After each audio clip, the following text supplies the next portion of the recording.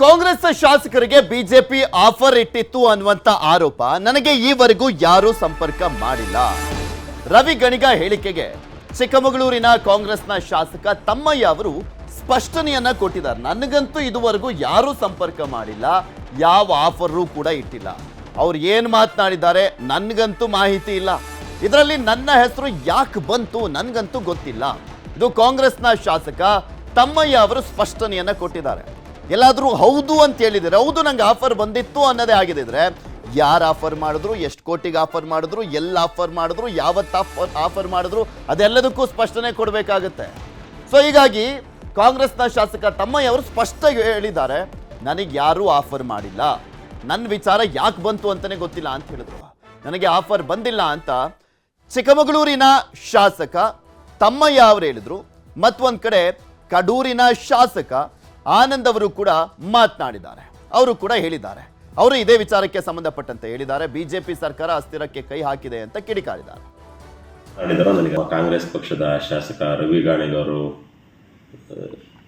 BJP ನಾಯಕರಿಂದ ಕಾಂಗ್ರೆಸ್ ಶಾಸಕರಿಗೆ offer ಬಂದಿದೆ ಅನ್ನೋ ಒಂದು ಮಾಹಿತಿ ಬಂದಿದೆ ಅನ್ನೋದನ್ನು ಈಗ ತಾನೇ ಪತ್ರಿಕೆ ಸ್ನೇಹಿತರ ಮುಖಾಂತರ ಗೊತ್ತಾಯಿತು.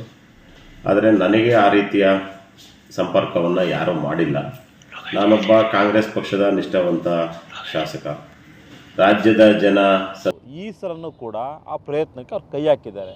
ಅವರ ಚಾಳೆ ಅದು ಬಹುಶಃ ಕರ್ನಾಟಕದಲ್ಲಿ ಮಾತ್ರ ಅಲ್ಲ, ಇಡೀ ದೇಶದಲ್ಲಿ ಅನೇಕ ಸರ್ಕಾರವನ್ನು ಅಸ್ಥಿರಗೊಳಿಸಿರ್ತಕ್ಕಂಥದ್ದು ನಿಮ್ಮ ಕಣ್ಣು ಮುಂದೆ ಉದಾಹರಣೆಗಳಿದೆ. ಅದೇ ಪ್ರಯತ್ನವನ್ನು ಕರ್ನಾಟಕದಲ್ಲಿ ಕೂಡ ಬಿ ಜೆ ಪಿ ಇವತ್ತಿಂದಲ್ಲ 2023 ಏನು ಮೇ ತಿಂಗಳಲ್ಲಿ ನಡೆದಂಥ ಚುನಾವಣೆಯಲ್ಲಿ ಕಾಂಗ್ರೆಸ್ ಪಕ್ಷ 136 ಸೀಟ್ ಗೆಲ್ತು. ಅವತ್ತಿನಿಂದನೂ ಕೂಡ ಬಿ ಜೆ ಪಿಯವ್ರು ಮಾಡ್ತಾ ಇದ್ದಾರೆ. ಅನೇಕ ಶಾಸಕರುಗಳನ್ನು ಸಂಪರ್ಕ ಮಾಡಿದ್ದಾರೆ ಅಂತಕ್ಕಂಥದ್ದು ಕೂಡ ಅಲ್ಲಿ ನಾವು ಕೇಳಿದ್ದೀವಿ. ಆದರೆ ನನ್ನ ತನಕ ಯಾರೂ ಬಂದಿಲ್ಲ. ಯಾಕೆಂದರೆ ನಾವೆಲ್ಲ ನಾವೆಲ್ಲ ಸಣ್ಣ ಹುಡುಗರಿಂದ ಹೋರಾಟ NSI ಮುಖಾಂತರ, ಯೂತ್ ಕಾಂಗ್ರೆಸ್ ಮುಖಾಂತರ ನಾವೆಲ್ಲ ಒಂಥರ ಕಟ್ಟ ಕಾಂಗ್ರೆಸ್ಸಿಗರು. ಹಾಗಾಗಿ ನಮ್ಮ ಮಟ್ಟದ ತನಕ ಬಂದಿಲ್ಲ. ಸಣ್ಣ ಪುಟ್ಟ ಪ್ರಯತ್ನಗಳನ್ನ ಮಾಡ್ತಾ ಇದ್ದಾರೆ.